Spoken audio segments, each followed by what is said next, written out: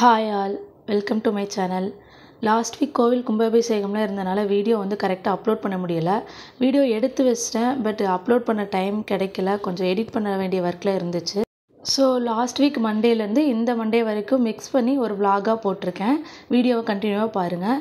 இது இந்த week Monday March 25 அன்னைக்கு மார்னிங் பாப்பாக்கு எல்லாம் ரெடி பண்ணி வச்சுட்டு நானும் டீ போட்டு குடிச்சிட்டு மோர் குழம்பு வைக்கலான்னு சொல்லி அதுதான் ரெடி பண்ணிகிட்டு இருந்தேன். இதான் ஃபர்ஸ்ட் டைம் வைக்கிறேன். அதுக்கு ஒரு மிக்ஸி ஜாரில் ஒரு 3 பச்சை மிளகா, இஞ்சி ஒரு சின்ன துண்டு போட்டுட்டு, தேங்காய் ஒரு அரை மூடி போட்டுக்கிட்டேன். பொட்டுக்கடலை 1 டேபிள் ஸ்பூன், ஜீரகம் ஒரு 1/2 டீஸ்பூன் போட்டு இதெல்லாம் நல்லா பேஸ்ட் பண்ணி எடுத்து வச்சுக்கணும்.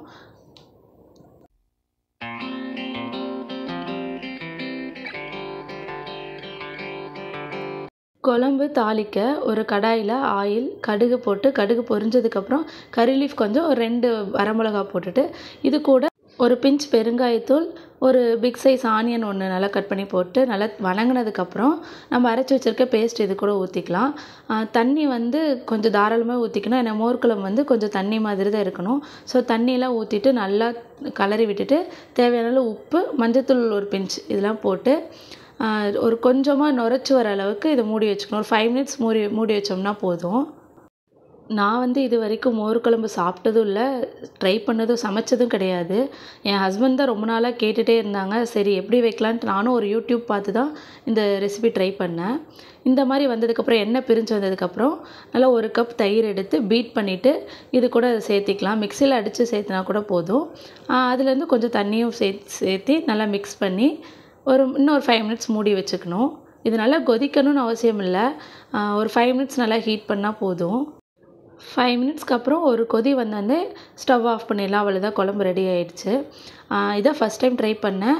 டேஸ்ட்டும் நல்லாவே இருந்துச்சுன்னு சொன்னாங்க. நானும் சாப்பிட்டு பார்த்தேன், எனக்கும் பிடிச்சிருந்துச்சு. அப்படியே சைட் பை சைட் பாப்பாவுக்கும் இன்றைக்கி மில்லட்ஸில் சாதம் மாதிரி பண்ணி கொடுத்தேன். இது ஆல்ரெடி ஷார்ட்ஸ் அப்லோட் பண்ணியிருக்கேன், செக் பண்ணி பாருங்கள். குழந்தைங்களுக்கு இந்த ஃபுட் ரொம்ப பிடிக்கும். ஸோ அதுதான் பாப்பாவுக்கு வச்சுருந்தேன்.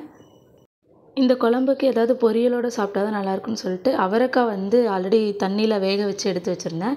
அதை தாளிக்கிறதுக்கு ஒரு பேனில் ஆயில், கடுகு, கறி லீஃப், ஒரு ஆனியன், ஒரு மீடியம் சைஸ் தக்காளி இதெல்லாம் போட்டு நல்லா வணங்கினதுக்கப்புறம் இது கூட ஒரு 3 டீஸ்பூன் சாம்பார் தூள் சேர்த்துக்கிட்டேன். நான் எல்லா பொரியலுக்குமே சாம்பார் தூள் தான் சேர்த்துவேன். சில்லி பவுடர் போட மாட்டேன், அதாவது மிளகாத்தூள் சேர்த்திக்க மாட்டேன். இந்த சாம்பார் தூளோட ராஸ்மெல் போனதுக்கப்புறம் நம்ம வேக வச்சுருந்த அவரைக்காய் எடுத்து இது கூட சேர்த்திட்டு தேவையான உப்பு, தேங்காய் பூ கொஞ்சம் போட்டு இறக்கிடலாம். அவ்வளோதான், பொரியல் ரெடி ஆயிடுச்சு. பாப்பாவுக்கும் மில்லட்டில் சாதம் ரெடி ஆயிடுச்சு. அன்றைக்கி மார்னிங் பாப்பாவுக்கு பிடிச்ச சாதம், எங்களுக்கு புதுசாக மோர் குழம்பு, அவரைக்காய் பொரியல், சூடான சாதம். இதான் அன்றைக்கி மண்டே மார்னிங் பண்ணியிருந்தேன். வீடியோ அப்படியே லாஸ்ட் வீக் மண்டே அப்படியே கண்டினியூ ஆகுது. ஏன்னா அப்போ தான் கும்பாபிஷேகம் நடந்துச்சு. சரி அதையும் உங்கள்கிட்ட காட்டலான்னு சொல்லிட்டு தான் அந்த வீடியோவை ஷூட் பண்ணியிருந்தேன். இந்த மார்ச் ஏப்ரல் மந்தில் வந்தாலே சுற்றி இருக்க எல்லா அம்மன் கோவில்லையும் ஒரே பண்டிகையாக தான் இருக்கும். இந்த கோவில் எங்கள் வீட்டுக்கு பக்கத்துலேயே இருக்குது. அதாவது எங்களுக்கு பக்கத்து செவர் தான்.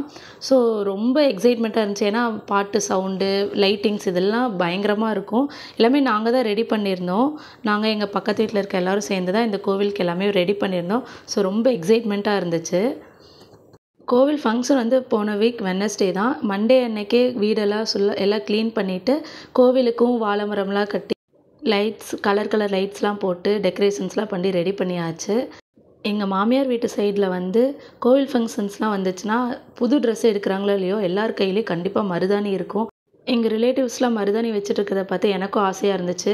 பாப்பா பிறந்ததுலேருந்து நானும் இதை வைக்கவே இல்லை. அதுக்கு முன்னாடி ரொம்ப நாள் ஆச்சு வச்சுருந்து. சரி அவங்கள பார்த்துட்டு பாப்பா தூங்கினதுக்கப்புறம் நானும் ஒரு 2 ஹவர்ஸ் வச்சுருந்தேன். நைட் ரொம்ப பெரிய கோலம்லாம் எதுவும் போடலை. ஏன்னா ரொம்ப டைம் ஆகிடுச்சு. மண்டே அன்னைக்கு நைட்டே. அடுத்த நாள் தீர்த்தத்துக்கு கிளம்பணும். ஸோ சிம்பிளாக கோலம் போட்டுக்கலாம். எப்படி இருந்தாலும் மார்னிங் இங்கே எல்லாம் ஃபுல்லாக நடந்து எல்லாம் இதாயிரும்னு சொல்லிட்டு சிம்பிளாக ஒரு ஒயிட் கோலம் மட்டும் போட்டு விட்டுட்டோம். மாதம் 19ஆம் தேதி செவ்வாய்க்கிழமை. இது வந்து லாஸ்ட் வீக் டியூஸ்டே அன்னைக்கு தான் தீர்த்தத்துக்கு கிளம்புறோம். எங்கள் ஊரில் எந்த கோவில் தீர்த்தமாக இருந்தாலும் மெயினாக இந்த அம்மன் கோவிலேருந்து தான் கிளம்புவோம். திருப்பி இங்கேருந்து தான் நாங்கள் அந்தந்த கோவிலுக்கு தீர்த்தத்தையும் எடுத்துகிட்டு போவோம். ஸோ எல்லோரும் இந்த கோவிலில் வந்து ஃபஸ்ட்டு ஆஜராயிட்டோம். பக்கத்துலேயே இங்கே வந்து ஒரு ஆறு இருக்குது, அங்கே காவேரி ஆறு தான். அங்கே வந்து தீர்த்தம் எடுக்கலான்னு போயிருந்தோம். சுத்தமாக தண்ணியே இல்லை. சரி கொஞ்சம் நடுவில் போய் தீர்த்தம்லாம் எடுத்துகிட்டு எல்லோரும் அவங்கவுங்க குடத்தை வந்து அலங்காரம் பண்ணிவிட்டு அங்கேருந்து தீர்த்தத்தை எடுத்துகிட்டு மறுபடியும் அந்த அம்மன் கோவிலுக்கே கொண்டு வந்துட்டோம். கொரோனா வந்ததுக்கப்புறம் அதிகமாக ஆற்றுக்கெலாம் போய் தீர்த்தம் எடுத்துகிட்டு வந்து ரொம்ப நாள் ஆயிடுச்சு. ஸோ ரொம்ப வருஷத்துக்கு அப்புறம் போய் ஆற்றுல போய் தீர்த்தம் எடுத்துகிட்டு வந்து திருப்பி வந்து அம்மன் கோவிலில் எல்லோரும் மறுபடியும் செட்டில் ஆகிட்டோம். இங்கேருந்து ஒரு ஈவினிங் போல் தான் எல்லோரும் நடந்து அந்த கோவிலுக்கு, அதாவது எங்கள் கும்பாபிஷேகம் நடக்கிற கோவிலுக்கு தீர்த்தத்தை எடுத்துகிட்டு போவோம். இது வந்து எல்லார் வீட்லேயும் அவங்கவுங்க வீட்டில் போட்டிருந்த முளைப்பாறை ரொம்ப அழகாக வந்துருந்துச்சு. தீர்த்தம்லாம் எடுத்துகிட்டு இப்படி ஊர்வலமாக போகும்போது பார்க்கவே ரொம்ப சூப்பராக இருக்கும். அப்படியே கலகலன்னு இருக்கும் அந்த ஏரியாவே.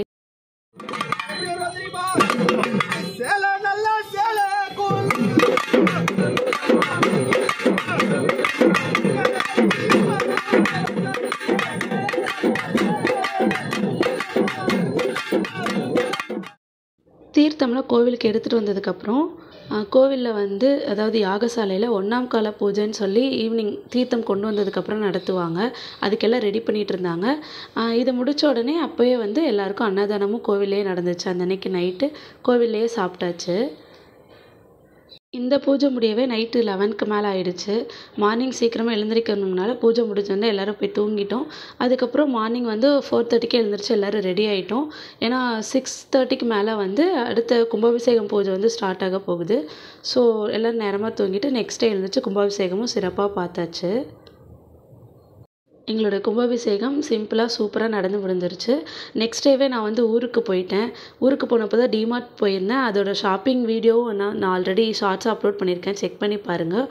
டிமார்ட்டில் இந்த மாதிரி ஐட்டம்ஸ்லாம் ரொம்ப சீப்பாகவே கிடைக்கும். எவ்வளோ மற்ற பிளாஸ்டிக் ஷோரூமில் இல்லை வேறு எந்த ஷாப்பில் பார்த்தாலும் இந்த அளவுக்கு சீப்பாக நான் பார்த்ததில்ல. டிமார்ட் போனாலே எனக்கு இந்த மாதிரி பொருள் ஏதாச்சும் 2-3 வாங்கிட்டு வந்துடுவேன்.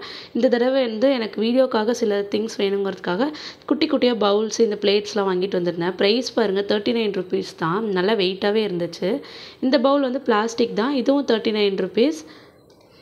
இதுவும் கொஞ்சம் பெருசாகவே இருக்குது. நெக்ஸ்ட் இந்த குட்டி பவுல், இது வந்து 29 rupeesன்னு நினைக்கிறேன். இது வந்து பிளாஸ்டிக், ஆனால் குட்டியாக பார்க்குறதுக்கான செராமிக்ஸ் மாதிரியே தான் இருக்கும். அந்த வெளியே இருக்க டிசைன் அப்படி போட்டிருக்காங்க. இது வந்து என்னோட ஃபேவரட் ஒன்று. இது வந்து பார்த்தா அந்த பாட் மாதிரி இருக்குது, மண்பானையில் செஞ்சது மாதிரி இருக்குது. ஆனால் செராமிக்ஸ்ன்னு நினைக்கிறேன். இது என்னென்னு எனக்கு கரெக்டாக தெரியல. ஆனால் 55 rupees போட்டிருந்துச்சு. ரொம்ப அதாவது இந்த ட்ரெடிஷ்னலாக இந்த செட்டிநாடு ஸ்டைலில் இருந்துச்சு. பார்க்கவே சூப்பராக இருந்துச்சு. அப்புறம் இந்த குட்டி பவுல், இது வந்து குட்டியாக, அதாவது ரொம்ப இந்த சால்ட்லாம் போடுற மாதிரி ஊறுகாலாம் வச்சுக்கலாம், சாஸ் வச்சுக்கலாம், அந்த மாதிரி ரொம்ப குட்டியாக இருந்துச்சு. இது வந்து 29 rupees. நெக்ஸ்ட் இது வந்து ஒரு கொஞ்சம் பெரிய பவுல். இது வந்து நான் மீஷோவில் வாங்கணும்னு நினச்சி கார்ட்டில் போட்டு வச்சுருந்தேன். டிமார்ட்டில் பார்த்து வந்து ப்ரைஸ் பார்த்து ரொம்ப சீப்பாக இருந்துச்சு. சரி வாங்கிட்டேன். இது வந்து 59 என்னமோ தான். பவுலோட குவாலிட்டியும் சூப்பராக இருந்துச்சு. அவ்வளோதான், இந்த வீடியோ இதோட எண்ட் பண்ணிக்கிறேன். உங்களுக்கு இந்த வீடியோ பிடிச்சிருக்குன்னு நினைக்கிறேன். உங்களுக்கு என்னோடய சேனல் பிடிச்சிருந்துச்சுன்னா கண்டிப்பாக சப்ஸ்கிரைப் பண்ணுங்கள். உங்களை இன்னொரு இன்ட்ரெஸ்டிங்கான வீடியோவில் பார்க்குறேன். Until then, stay tuned. Bye. Thanks for watching.